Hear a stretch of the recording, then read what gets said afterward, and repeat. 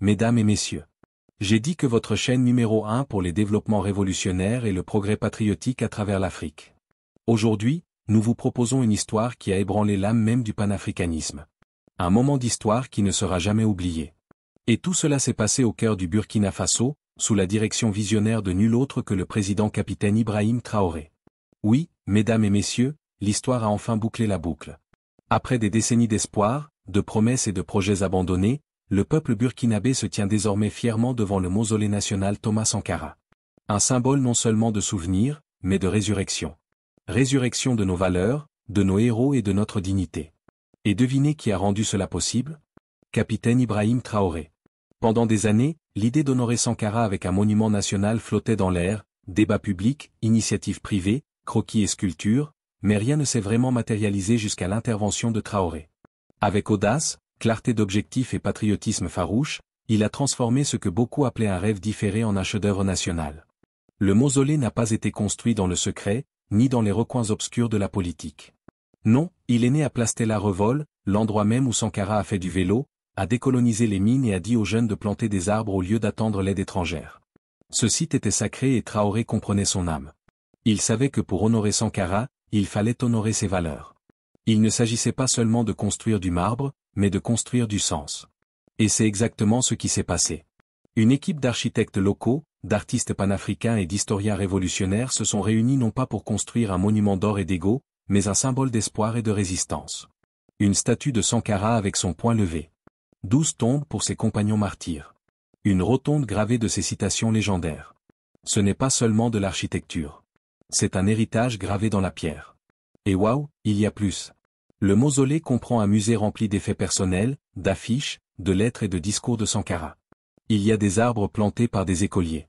Chaque arbre symbolise un pays africain. Il a été construit par des mains burkinabées, financé par la fierté nationale et achevé grâce à la sueur de volontaires patriotes. Les artisans locaux ont sculpté, les brigades de jeunes ont aménagé des paysages et les coopératives de femmes ont décoré. C'était un projet du peuple, par le peuple et pour le peuple. Puis vint le 15 octobre 2024, exactement 37 ans après le jour où notre héros est tombé. À l'aube, des étudiants, des révolutionnaires et des vétérans de la révolution de 1983 ont défilé dans Ouagadougou, vêtus de rouge, de vert et de jaune, scandant les slogans de Sankara. Ce n'était pas seulement une inauguration. C'était une résurrection de l'esprit révolutionnaire, une renaissance du rêve de Sankara, un nouveau chapitre dans l'histoire du Burkina Faso, et Traoré l'a rendu possible. Alors, famille Intervlog, applaudissons le capitaine Ibrahim Traoré. Un homme d'action, un soldat du peuple, un protecteur de la mémoire et un bâtisseur d'héritage. Pendant que les autres parlaient, il exécutait. Alors que d'autres avaient peur, il se tenait debout. Tandis que les autres regardaient en arrière, il avançait. Depuis cette tribune, nous disons, merci, Monsieur le Président. Merci d'avoir honoré Sankara comme il se doit. Merci d'avoir montré à l'Afrique ce que signifie le leadership. Merci d'avoir prouvé que lorsqu'une nation croit en elle-même, elle n'a pas besoin de permission pour s'élever. Burkina Faso, vous avez une fois de plus inspiré le monde. Vive l'esprit de Sankara. Vive le leadership du capitaine Ibrahim Traoré. Vive la révolution.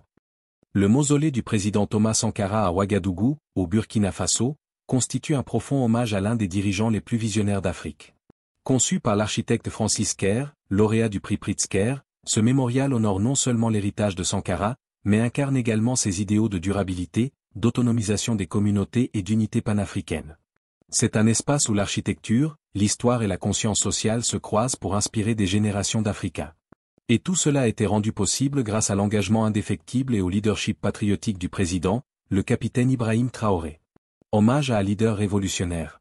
Thomas Sankara, souvent qualifié de « leader révolutionnaire de l'Afrique », a dirigé le Burkina Faso de 1983 à 1987. Son mandat a été marqué par des réformes transformatrices visant à éradiquer la corruption, promouvoir l'égalité des sexes, améliorer les soins de santé et atteindre l'autosuffisance nationale. Sankara n'était pas seulement un leader politique. C'était un révolutionnaire porteur d'une vision pour une Afrique autonome et digne. Ses politiques ont inspiré des millions de personnes sur le continent et au-delà.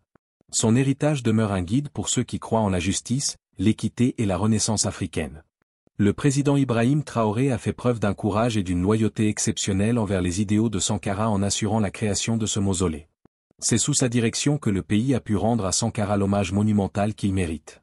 Le gouvernement du capitaine Traoré a démontré qu'il comprenait l'importance de commémorer le passé pour guider l'avenir. Vision et conception architecturale.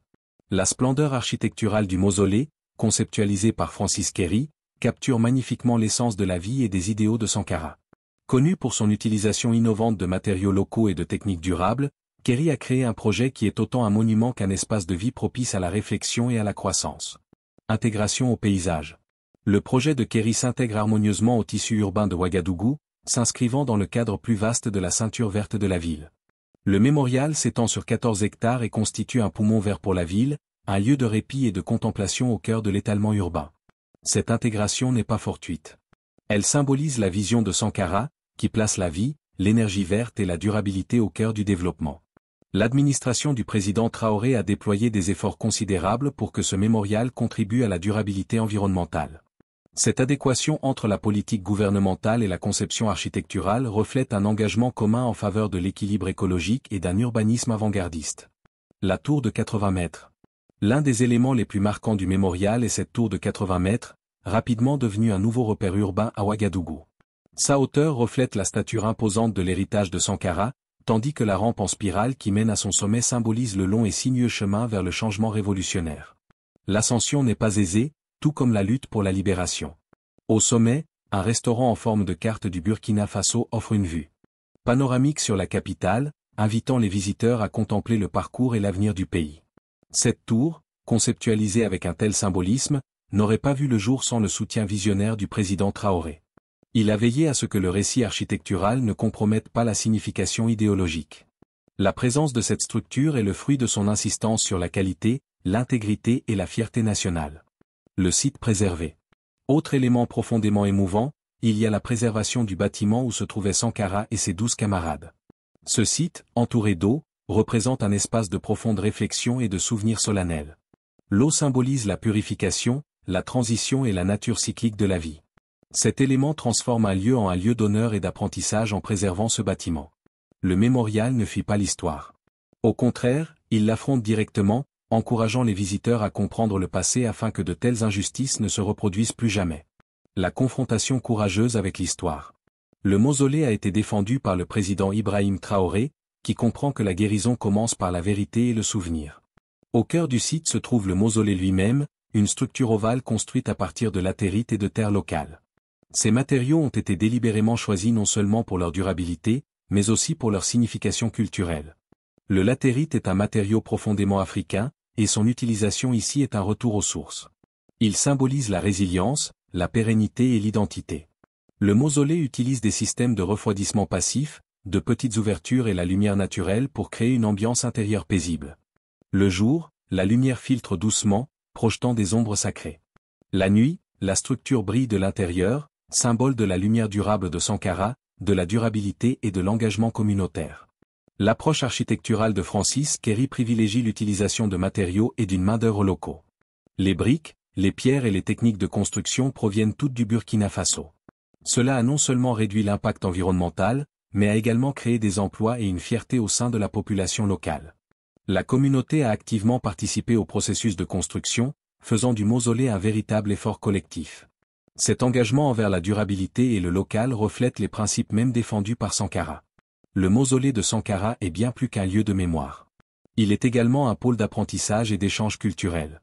Il comprend une médiathèque, des ateliers de formation, des places publiques, des restaurants et un amphithéâtre. Ces espaces sont conçus pour faciliter le dialogue continu, l'éducation et l'expression artistique.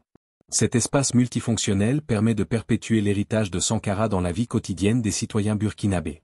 C'est un espace de citoyenneté active. La clairvoyance du président Ibrahim Traoré, qui a intégré des éléments éducatifs au projet, témoigne de son engagement en faveur du développement de la jeunesse. En encourageant la connaissance et la fierté culturelle, il sème les graines d'une génération plus informée et plus engagée. L'ensemble du complexe commémoratif est riche en symboles. La spirale ascendante de la tour symbolise la lutte constante pour la justice. Le mausolée ovale représente le berceau de la Renaissance, un témoignage de vérité et de réconciliation. Ces éléments ne sont pas seulement architecturaux, ils sont philosophiques. Même l'aménagement du site, avec ses jeux d'eau, sa verdure et ses espaces ouverts, véhicule un message d'unité, de pureté et d'espoir. Le mémorial n'est pas seulement un hommage au passé, mais un appel à l'action pour le présent et l'avenir. Rien de tout cela n'aurait été possible sans le leadership fort et déterminé du président Ibrahim Traoré. À une époque où de nombreuses nations africaines peinent à préserver leur histoire, le Burkina Faso a franchi une étape décisive. Traoré a prouvé qu'avec vision, courage et amour du pays, des projets monumentaux alliant beauté, sens et fierté peuvent être réalisés. Un modèle pour le continent. Le mausolée Thomas Sankara, un monument à la conscience révolutionnaire de l'Afrique. Le mausolée Thomas Sankara est aujourd'hui l'un des mémoriaux les plus importants d'Afrique. Il préserve non seulement l'histoire, mais façonne activement l'identité. C'est un modèle de la manière dont les nations peuvent honorer leurs héros avec dignité et détermination. Grâce au leadership du président Traoré, le Burkina Faso a reconquis un espace sacré, le transformant en un lieu de mémoire, d'éducation, de célébration culturelle et de fierté panafricaine. Traoré a écrit son propre chapitre de l'histoire du Burkina Faso, un chapitre qui fait écho aux idéaux de Thomas Sankara lui-même. À travers ce mémorial, Traoré dit à chaque enfant du Burkina Faso que son histoire compte. À travers ses jardins et ses tours, il dit au monde que l'Afrique se souvient de ses fils et de ses filles. À travers ses salles de classe et ses théâtres, il affirme que la lutte continue. Longue vie à la mémoire de Thomas Sankara. Longue vie au Burkina Faso. Longue vie au leadership visionnaire du capitaine Ibrahim Traoré qui a rendu tout cela possible. L'inauguration du mausolée Thomas Sankara, une étape décisive pour le Burkina Faso. Par un jour solennel et triomphal au cœur de Ouagadougou, le Burkina Faso a franchi une étape décisive vers la reconquête de son histoire révolutionnaire. Ce fut un moment de vérité et de renaissance. Un moment où le nom de Thomas Sankara, longtemps murmuré avec révérence à travers l'Afrique et au-delà, s'est gravé à jamais dans le paysage physique et politique du pays. L'inauguration du mausolée Thomas Sankara, qui s'est tenue au site historique de Plasta-Revol, était bien plus que l'inauguration d'un monument national. C'était la résurrection d'une vision longtemps réprimée, mais jamais oubliée. Sankara, leader charismatique et intrépide du Burkina Faso de 1983 à 1987, était devenu un symbole de dignité africaine, d'anti-impérialisme et d'autonomie. Ses idées, autrefois jugées dangereuses par les puissances mondiales et les collaborateurs locaux, sont aujourd'hui célébrées comme prophétiques.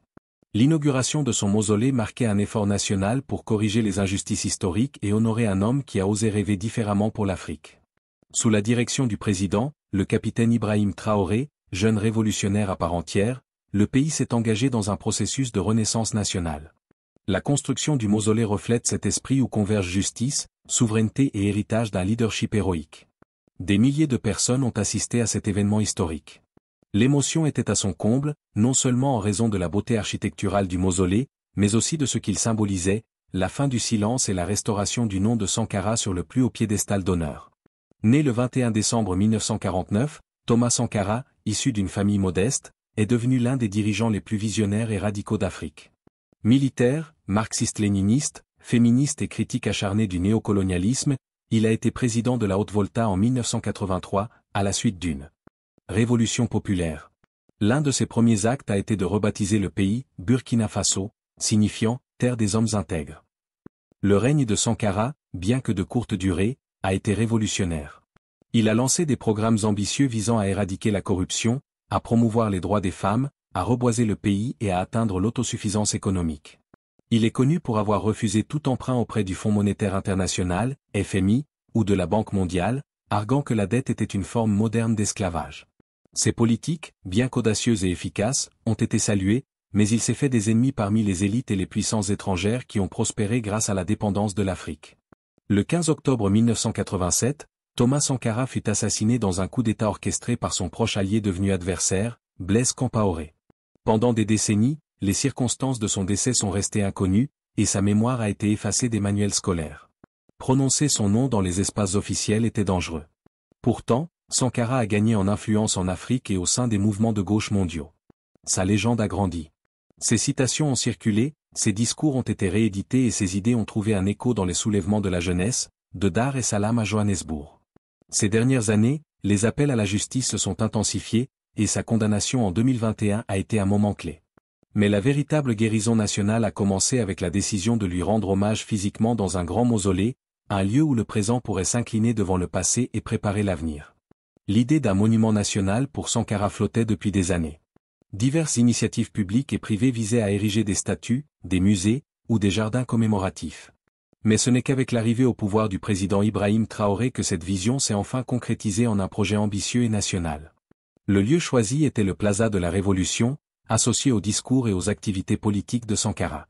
Son importance symbolique était considérable. C'est là que Sankara parlait de décolonisation des esprits, qu'il se rendait au travail à vélo, qu'il mobilisait la jeunesse pour planter des arbres, lutter contre la corruption et promouvoir l'émancipation des femmes. Des architectes, artistes et historiens ont été réunis pour concevoir une structure qui reflèterait les idéaux de Sankara. Le mausolée ne devait pas être un palais grandiose de marbre et d'or, mais une structure panafricaniste minimaliste et moderne, profondément ancrée dans la culture et les valeurs du Burkina Faso. Parmi les éléments clés du projet figurait une statue de Sankara debout, le poing levé, entourée de drapeaux africains, ainsi qu'un tombeau en rotonde gravé de certaines de ses citations les plus célèbres, comme « On ne peut opérer de changement fondamental sans une certaine dose de folie ». 12 tombes supplémentaires ont été prévues pour les camarades morts à ses côtés.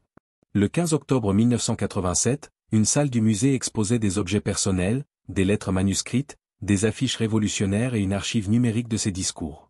Une place publique agrémentée d'arbres plantés par des écoliers, chaque arbre symbolisant un pays africain. Le projet mettait également l'accent sur la participation communautaire. Des artisans locaux ont sculpté le visage de Sankara dans du bois et du bronze. Des brigades de jeunes se sont portés volontaires pour l'aménagement paysager. Des coopératives de femmes ont réalisé des motifs textiles pour l'intérieur du musée. Le mausolée a été construit par Burkinaban, financé principalement par des ressources nationales et des contributions de citoyens patriotes. Le jour de l'investiture, un moment historique, a eu lieu le 15 octobre 2024, exactement 37 ans après l'investiture officielle de Sankara. La journée a commencé par une procession à l'aube menée par des révolutionnaires, des étudiants et des vétérans de la Révolution de 1983. Vêtus de rouge, de vert et de jaune, les couleurs panafricaines, ils ont défilé dans les rues de Ouagadougou, scandant les slogans de Sankara.